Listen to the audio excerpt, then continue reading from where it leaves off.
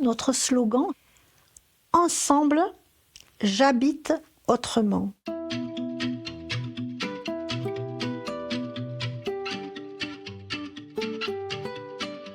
C'est un habitat participatif de 23 familles. Il y a 9 personnes de mon âge et tout le reste, c'est des jeunes couples. J'ai choisi cette forme d'habitat parce qu'on a la chance d'avoir des gens de partout, avec des professions toutes différentes. Et puis vraiment, cet intergénérationnel, moi je voulais vivre avec des enfants qu'on voit grandir. Pendant le Covid, moi je ne me rendais pas compte que j'étais déjà vieille. Mais il y en a qui m'ont proposé de me faire les courses. Ça fait drôle, mais bon, en même temps, c'est une réalité. Puisque j'ai l'âge de leurs parents, en fait, donc ils me voient une autre génération, quoi. Il y a quelqu'un qui veut une salade ? Ici, chacun a son appartement, mais on a l'accès à des espaces communs. Ce qu'on vit là, ça me fait vraiment penser à un petit hameau. Un petit hameau avec la place du village. L'assemblée plénière, allez, on dira que c'est peut-être le conseil municipal. Je trouve que le jardin, c'est pas juste une question récréative. J'ai toujours rêvé d'être dans un endroit où on soit comme ici, notre vie personnelle comme on l'entend, et en même temps des moments très proches d'échanges et de gens qu'on finit par connaître quand même bien.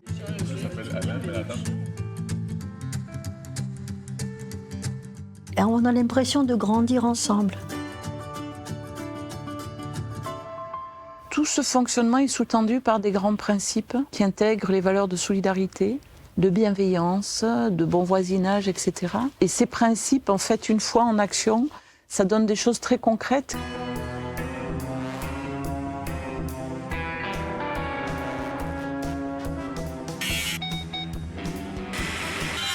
On a un chantier partagé une fois par mois où on fait l'entretien des espaces communs.